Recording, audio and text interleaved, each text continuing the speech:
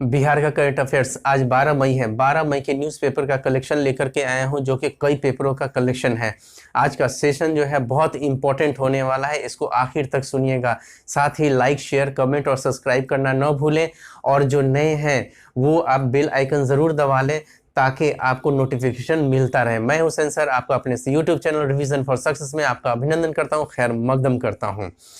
इसको ये जो मैं नोट डाउन जो किया हूँ यहाँ पर जो आपको लिखा हुआ हूँ, ये इतने सारा का सारा जो है इम्पोर्टेंट चीज़ जो इम्पोर्टेंट है, जिस पर मैं लेक्चर दूंगा, इसका मैं एमसीक्यू भी अपने Telegram channel revision for success 23 पर आपको प्रोवाइड कर रहा हूँ। आप जाकर के वहाँ पर आप इससे एमसीक्यू कर सकते हैं। मैं डिस्क्रिप्शन बॉक्स में भी आपको डाल दिया हूँ अपने, तो आप वहाँ से भी जाकर के ज्वाइन करके और आप एमसीक्यू लगा सकते हैं।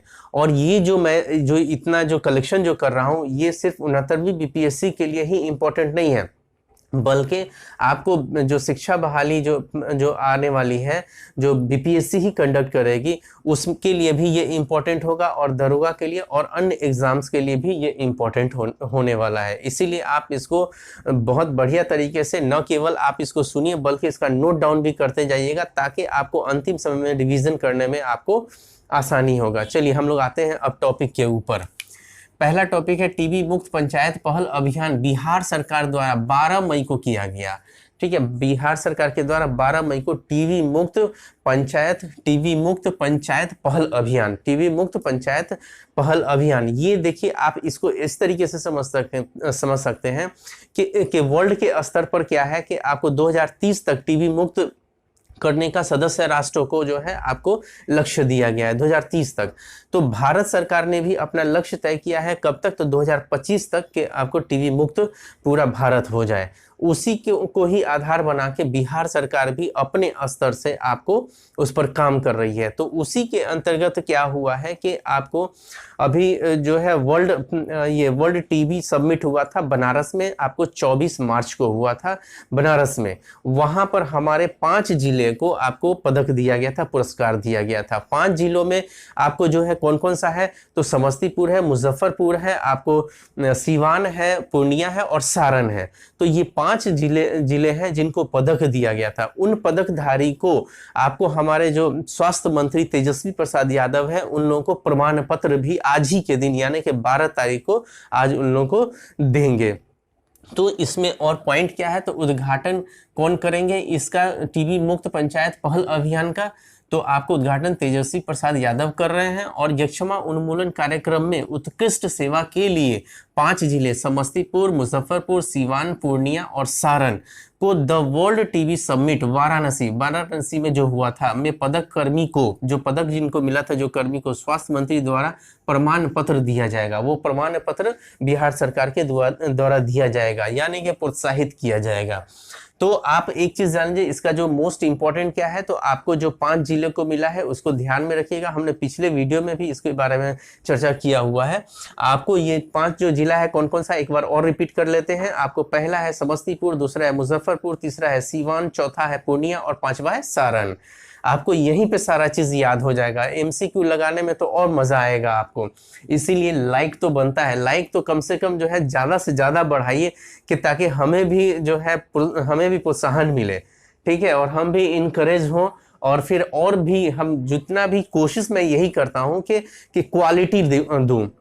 बहुत सारे YouTube चैनल में आपको आ रहा है, बिहार से संबंधित आ रहा है, लेकिन आप वहां पर देखेंगे कि आपको 3-4 ही आपको ऐसे मिलेंगे, और बाद बाकी यहाँ तक कि हमने देखा है कि जैसे सुशील कुमार मोदी आपको प्राइज दे रहे हैं किसी विनर को, उसके बारे में भी आपको ये एमसीक्यू बना दिया गया है। और मेरा मेन मकसद है, मैं एमसीक्यू पहले नहीं देता हूं, यहाँ पर मैं देता हूं होलिस्टिक वे में बताने का कोशिश करता हूं, ताकि आपको तो हर जितने भी डायमेंशन से क्वेश्चन पूछा जाए तो आप उसका जवाब दे सकें।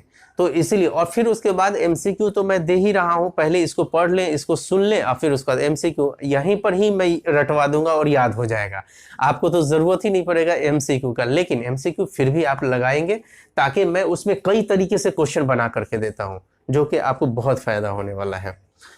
ठीक है, तो इसमें जो क्वेश्चंस जो बन सकते हैं, तो अभी ये चीज बन सकते हैं कि टीबी मुक्त पंचायत आपको पहल अभियान की शुरुआत कब से हुई है, तो 12 मई से हुई है। तो ये चीज को आपको 12 मई से शुरू हुई है वो याद रखेंगे। दूसरा क्वेश्चन बन सकता है कि अभी जो है the world TV summit Varanasi में हुआ था, उसमें बिहार के कितने जिले को आपको पदक मिला, पुरस्कार मिला, तो 5 जिले को मिला। हो सकता है कि उसमें से और क्वेश्चंस जो है पांचों का नाम में 4 नाम लिख दें और बोल दे कि इनमें से कौन नहीं है, तो आपको उस टाइप से क्वेश्चन मैं बना करके दूंगा वैसे, ठीक है। आगे हम लोग चलते हैं, ऑपरेशन दखल देहानी। दखल देहानी क्या है, तो दखल देहानी जैसे कुछ गरीब लोगों को बिहार सरकार ने किया था कि जमीन मुहैया करवाया था। तो जो जमीन जो दिया था उसको कागजात उनको दिया गया था। जब कागजात मिल गया तो फिर उसके बाद वो जब उस जमीन पर गए तो वहां पता चला कि दबंग लोग उसको कब्जा किए हुए हैं। न केवल कब्जा किए हुए हैं कि और उन लोग जो गए भी तो उसको भगा दिया गया।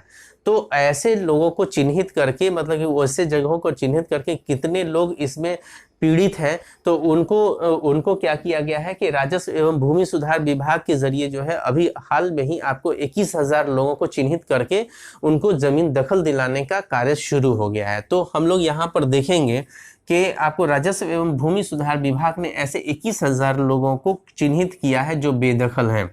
जमीन पर दखल दिलाने के लिए विभाग ने ऑपरेशन दखल देहानी चलाया था। तो इसका सिंपल सा क्वेश्चन तो बन जाएगा कि ऑपरेशन दखल देहानी क्या है।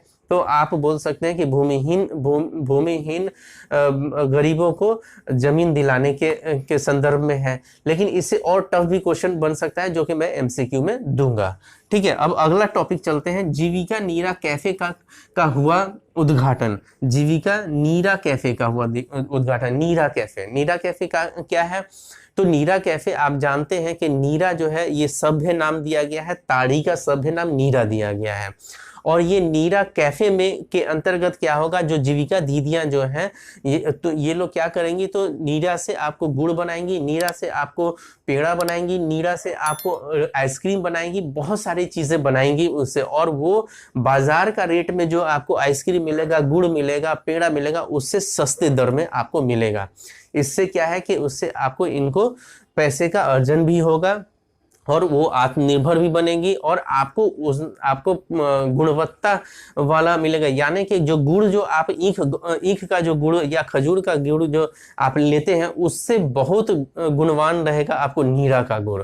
तो इतना सारा चीज है नीरा का। और वैसे नीरा आपको लिक्विड में भी मिलता है, जो वो भी आप पिएंगे तो वो भी आपको बहुत ही फायदेमंद है। चलिए ठीक है, इसको हम लोग आगे इसमें पढ़ते हैं कि विद्युत भवन परिसर में सौर ऊर्जा से संचालित जीविका नीरा कैफे का उद्घाटन पटना में किया गया। और कैफे जीविका और बिहार, ये जो कैफे जो है आपको जीविका और बिहार राज्य पावर होल्डिंग कंपनी लिमिटेड की संयुक्त पहल से है।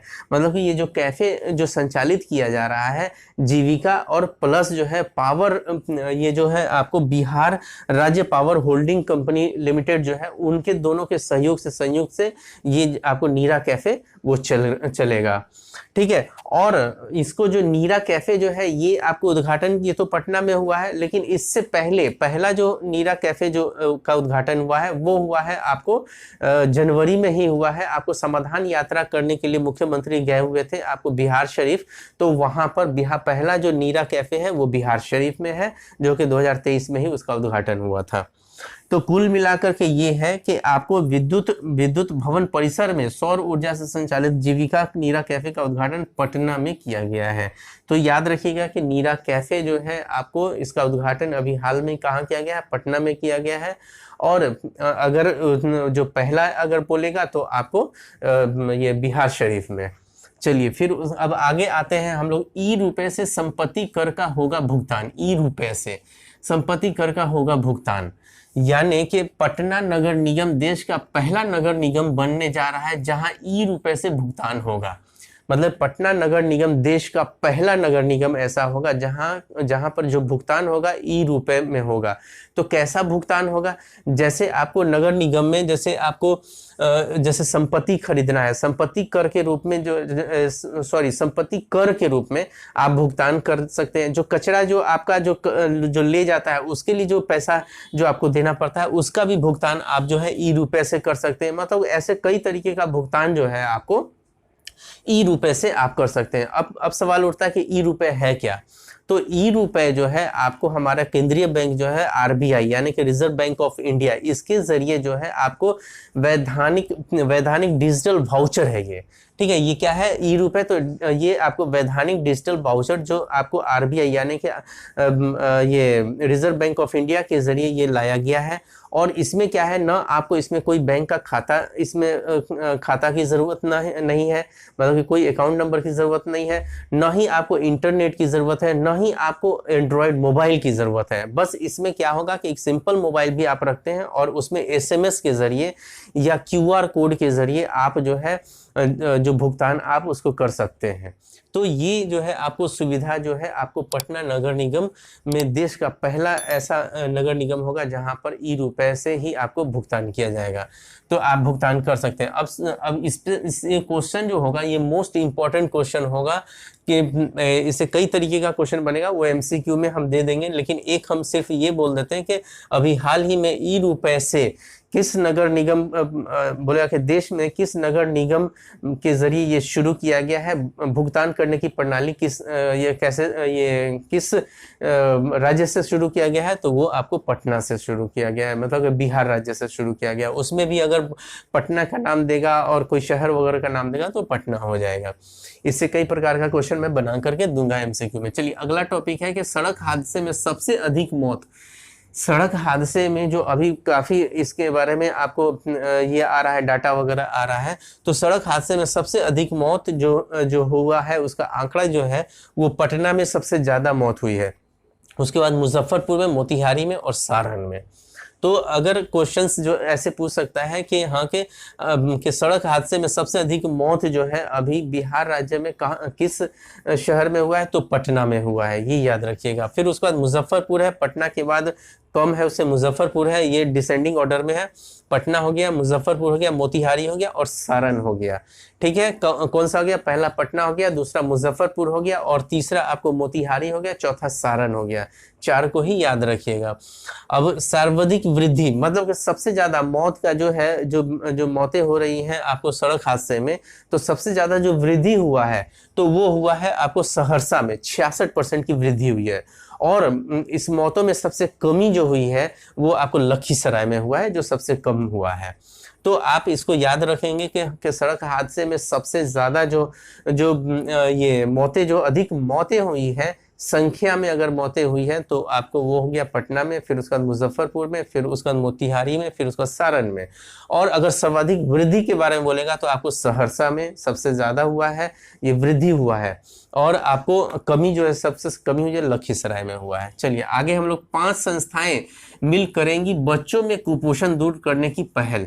देखिए अभी जिस तरीके से आपको राष्ट्रीय स्वास्थ्य सर्वेक्षण का एक सर्वे आया है, सर्वे के अनुसार क्या है आपको कि बिहार में जो कुपोषित जो बच्चे हैं वो लगभग 4 लाख हैं, 4 लाख है। अब ऐसे भी आप देख सकते हैं, ये अभी गर्मी का मौसम है, तो गर्मी के मौसम में आप देखिएगा मुजफ्फरपुर इलाका और वो सब जो इलाका है वहां पर क्या है कि बच्चों में आपको इंसेफ्लाइटिस का बीमारी हो जा रहा है। तो ये सब चीजें जो है आपको कुपोषण की वजह से ही जो आपको जांच में पता चला कि बच्चे क्या है कि रात के समय में वो भूखे सो जाते हैं, और भूखे जो जैसे बच्चे दिन भर खेले, खेलने के बाद शाम को तुरंत सो गए। अब माएँ क्या करती हैं कि उनको खाना अब उठाती नहीं है और फिर उसके बाद वो भूखे ही सो जाता है। तो वैसे बच्चों को जो है आपको कुपोषित ज्यादा हो रहे हैं या बीमार ज्यादा हो रहे हैं, जो कि आपको जो मुजफ्फरपुर वाले एरिया में उस तरीके का केस जो देखा जा रहा है। तो वही जो है कुपोषण को दूर करने की जो पहल की गई है वो राष्ट्रीय स्वास्थ्य सर्वेक्षण 5 के आंकड़े के अनुसार बिहार में कुपोषित बच्चों की संख्या लगभग 4 लाख है। 5 सहयोगी संस्थाएं हैं, ठीक है, इसको कुपोषण से दूर करने के लिए बिहार में वो 5 संस्थाएं एक साथ संयुक्त होकर के कुपोषण को दूर करने के लिए उस पर काम करेंगी। तो कौन कौन सा है, तो बाल विकास परियोजना, फिर उसके बाद WHO वर्ल्ड हेल्थ ऑर्गेनाइजेशन है, फिर यूनिसेफ तीसरा नंबर पे है, चौथा नंबर पे कृषि विभाग, 5वां नंबर पे स्वास्थ्य विभाग। तो 5 जो है संस्थाएं मिलकर के कुपोषण को दूर करेंगे। बिहार में कौन कौन है, तो पहला है आपको बाल विकास परियोजना एक, दूसरा नंबर है आपको यूनिसेफ, तीसरा है कृषि आपको विभाग, चौथा है आपको वर्ल्ड हेल्थ ऑर्गेनाइजेशन, विश्व स्वास्थ्य संगठन। पांचवा है आपको स्वास्थ्य विभाग बिहार का। तो ये पांचों को याद रखिएगा, इसका क्वेश्चंस जो है टफ क्वेश्चंस पूछना होगा तो इसमें आएगा। अगला है सुरक्षित यातायात के नियम पढ़ेंगे सरकारी स्कूल के बच्चे। सुरक्षित यातायात के नियम जो है सुरक्षित यातायात के नियम जो है वो आपको पढ़ेंगे सरकारी स्कूल के बच्चे। एक्चुअल में क्या है कि जैसे आपको आप जैसे सड़क से बाहर निकलते हैं कैसे सुरक्षित तरीके से चलें, उसको बच्चों को अभी से ही ज्ञान, मतलब कि कक्षा 6 से आपको बिहार सरकार ने क्या किया है, कक्षा 6, 7 और 9, 10th, 8 का पता नहीं क्यों नहीं दिया है न्यूज़पेपर में, लेकिन 6 से स्टार्ट हो रहा है, 7th, 9 और 10th के बच्चों को जो है आपको उसके पाठ्यक्रम में आपको सुरक्षित यातायात के संबंध में आपको उसमें जोड़ा जाएगा। और ये जोड़ने का काम कौन करेगा, तो आपको जो ये बिहार की जो संस्था है SCERT, यानी कि SCERT क्या हुआ, तो state council of education research training. तो यानी कि बिहार राज्य शोध एवं प्रशिक्षण परिषद ने बच्चों को सड़क सुरक्षा के नियमों की जानकारी देने के उद्देश्य से पाठ्यक्रम में शामिल किया है कक्षा 6, 7, 9 और 10th में। तो ये पाठ्यक्रम में ये किया गया है। जैसे आपको जेब्रा क्रॉसिंग है तो बच्चे उसको जानेंगे कि जेब्रा क्रॉसिंग क्या है, हेलमेट पहनना क्यों ज़रूरी है, चाहे आपको ये लेफ्ट की ओर, सड़क पे लेफ्ट की ओर चलना क्यों ज़रूरी है, या आपको सुरक्षित तरीके से आपको जैसे नशा करके नहीं चलाना है आपको गाड़ी, उसके बारे में भी जानेंगे। मतलब इस तरीके का सारा नियम कानून जो है आपको, जिससे कि आपको सड़क पे जो हादसा जो होता है वो न हो और सुरक्षित हो, तो उसके बारे में आपको ये बताया जाएगा। बिहार राज्य शोध एवं प्रशिक्षण परिषद जो है वो आपको पाठ्यक्रम में जोड़ेगा सरकारी स्कूल के बच्चों के पाठ्यक्रम में। अगला पॉइंट है कि जमीन फ्लैट के निबंधन में 1 जून से गवाह की अनिवार्यता खत्म। जमीन फ्लैट के बारे में हम लोगों ने पिछले वीडियो में हम लोगों ने पढ़ा है। उसमें क्या पढ़ा था कि जो जमीन और फ्लैट है उसके लिए आपको अनिवार्य कर दिया गया है आधार। ठीक है, आधार से आपको लिंक करके रखना है, आधार उसमें अनिवार्य कर दिया गया। अब उसमें क्या किया गया है, आधार जब अनिवार्य कर दिया गया तो अब इसमें गवाह की जरूरत नहीं है। पहले गवाह की जरूरत होती थी, खरीद बिक्री जब होती थी तो जमीन या फ्लैट, तो अब यहाँ पे गवाह की जरूरत नहीं है। तो अब 1 जून से उसको गवाह का जो अनिवार्यता जो है उसको खत्म कर दिया है बिहार सरकार ने। तो ये बहुत ही इंपॉर्टेंट है, इसको भी याद रखिएगा, इसको भी MCQ में मैं दूंगा। और फिर उसके बाद अगला पॉइंट है जन सेवा को समर्पित 48 नर्सों को मिलेगा फ्लोरेंस नाइटिंगेल पुरस्कार। जन सेवा से समर्पित 48 नर्सों को, यानी कि बिहार में 48 जो नर्स हैं जो वो जन सेवा से समर्पित, मतलब कि नर्स जो है वो बहुत अच्छे तरीके से और सेवा भाव से उसने काम किया, तो उसको जो है आपको अवार्ड मिला है, वो फ्लोरेंस नाइटिंगेल पुरस्कार मिलेगा, फ्लोरेंस नाइटिंगेल पुरस्कार। तो इसमें ये जो फ्लोरेंस नाइटिंगेल पुरस्कार जो है ये मिलेगा बिहार के 48 नर्सों को मिलेगा। तो ये आखिर ये अवार्ड जो है ये कैसा अवार्ड है, तो ये आप नर्सिंग से संबंधित अवार्ड है, जो कि ये क्वेश्चंस पूछा जा चुका है कि फ्लोरेंस नाइटिंगेल पुरस्कार किससे संबंधित है, तो नर्सों को पुरस्कार दिए जाने से संबंधित है या नर्सों से संबंधित है। तो ये हो गया। और ये फ्लोरेंस नाइटिंगेल जो है ये आपको आधुनिक नर्स की जनक कही जाती है। ये कौन, तो ये फ्लोरेंस नाइटिंगेल वो आधुनिक नर्स की जनक कही जाती है। ये फैक्ट यहाँ पे मैंने लिखा नहीं है, लेकिन इसको ध्यान में रखिएगा। और ये जो आपको ये जो दिया गया है ये नर्स दिवस जो है अंतर्राष्ट्रीय, 12 मई को अंतर्राष्ट्रीय नर्सेस दिवस मनाया जाता है। अंतर्राष्ट्रीय नर्सेस दिवस कब मनाया जाता है, तो 12 मई को मनाया जाता है। और उसी के उपलक्ष्य में आपको ये दिया गया है, 48 नर्सों को दिया जाएगा। और जो इस बार जो है 12 मई अंतर्राष्ट्रीय जो ये नर्सेस दिवस जो है इसका जो थीम था क्या था, तो आवर नर्सेस आवर फ्यूचर इसका था। और इसकी संकल्प में ये जो अंतर्राष्ट्रीय नर्सेस दिवस जो कब से मनाना स्टार्ट हुआ है, तो 1974 से इसको मनाना स्टार्ट हुआ है। तो ये मेरा पूरा का पूरा जो है आपको इसका MCQ भी मिलेगा। और पसंद आया होगा तो लाइक, शेयर, कमेंट, सब्सक्राइब करना ना भूलें।